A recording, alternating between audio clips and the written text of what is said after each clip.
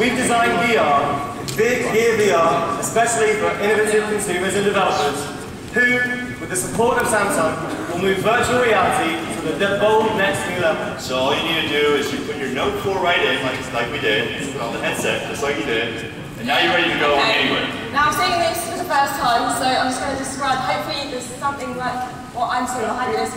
There's people here, you're now a woman in a tutu. I said that voice. I've got a couple of acrobats in front of me, and it's like I'm in a theatre. It's like I'm there, because I can turn around now, all I'm watching is empty seats and back, and they're carrying on. I mean, it's incredible. So what you're seeing is 360-degree virtual reality just by turning your head. It's keeping up with my movements as well. There's absolutely no lag. The screen is amazing. I mean, the sparkles on his outfit. As Rachel's almost there, we're going to have to take it off. Take it off. Right after we finish the show. Back in the room.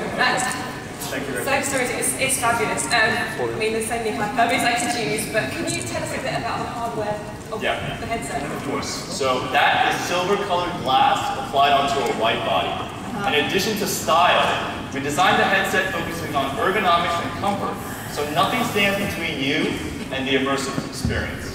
And because the Note 4 is housed inside the Gear VR, you get to have an untethered virtual reality. Absolutely. I mean, it looks brilliant. I think you'll agree. It's so stylish. It wouldn't look out of place on something like a Daft Punk video. And VR is going to be used a lot by gamers, isn't it, who demand a smooth experience. And if I'm judging by my experience I just had, then you guys have nailed it. Well, it's great, and of course, as you mentioned, in order for people to enjoy full VR content, the input has to be processed really smoothly, without delay or any latency.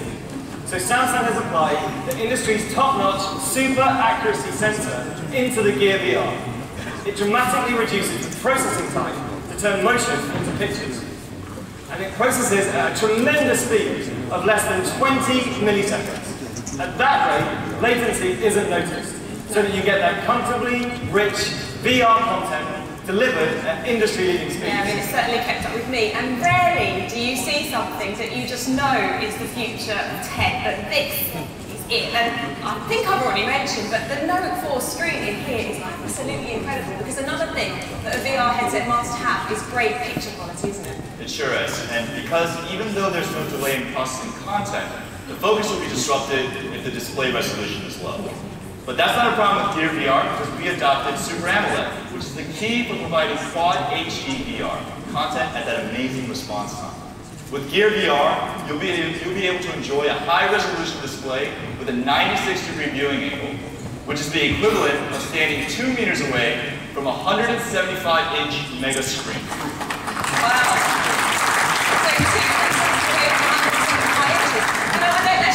In my flat that's 175 inches, so this is perfect for me. If I just take this down, that's really nice enough. We'll be getting there in the worth a try. But of course, we didn't get there alone with this great capability.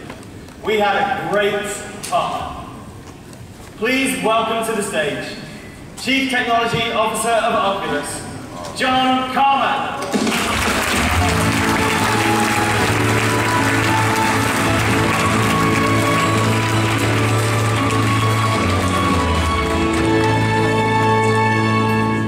I'm really excited to finally be able to talk about this. It's been a secret project for too long.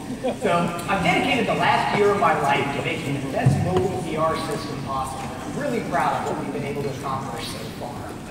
So a completely mobile VR is a magical thing. You can pick it up and take it with you, you can put it on and then turn completely 360 degrees in the virtual world. But it's a hard problem to do well. We need to bring a lot of different technologies to bear on this. So one of the biggest ones is the Samsung Super AMOLED display.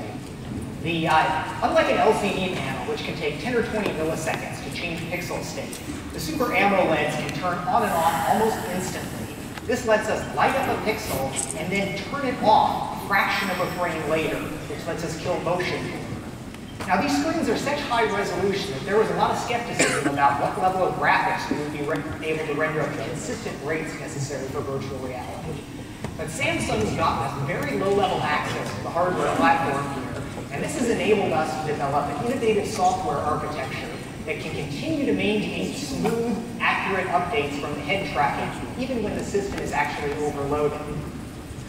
So The critical path in virtual reality is the time that it takes from some motion of your head until the time that updated light from the display hits your eyes. This is the motion to photons latency.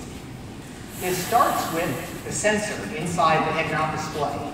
Now, it's similar to what's inside the phones, but it updates at 5 times the rate, and it's calibrated to a much higher standard of accuracy.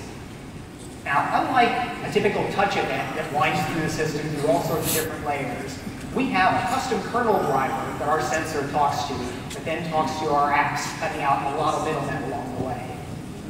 And our applications are run with a real-time scheduling priority.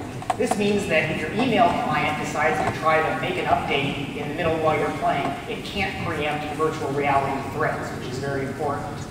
We also have guaranteed clock rates, which is unusual in the mobile world, where clock rates are usually constantly fluctuated to optimize different things. But now developers can choose a specific rate and then optimize for it. Our graphics are being drawn with multiple context-prioritized GPU threads. This means that the main world can be drawn at variable rates, while the second higher priority thread is updating the screen in very quick response to the head tracking inputs. This is very, very important to our critical, closing that loop of how you move to what you see. Now, the drawing is done to a completely unbuffered window. There's no page flipping going on here. We're racing the raster, drawing just ahead of the scan that's pulling it out from the Super AMOLED display. Then the display turns on and then turns off again quickly to kill the motion blur. The photons jump off the screen, bend through the lenses, make their way to your eye, and hopefully you say, wow, this is really impressive. Now, this is just the beginning. We have active technology work going on in all the different aspects here, and we are expecting to make continuous improvements as we go forward. But this is really a landmark first step. Thank you.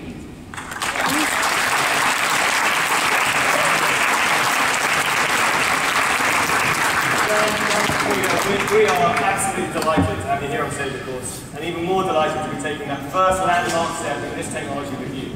Finding great partners is a large part of making that progress. Together, Oculus and Samsung have created, we think, the best mobile virtual reality experience, and we're really looking forward to bringing it to market with you. John, thank you very much. Well, it's been a great partnership that's allowed us to make this possible. Thank you.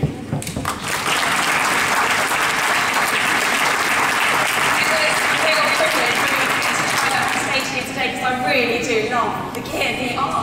And the educational possibilities are incredible as well. I mean, if you think about it, they're already training pilots using VR.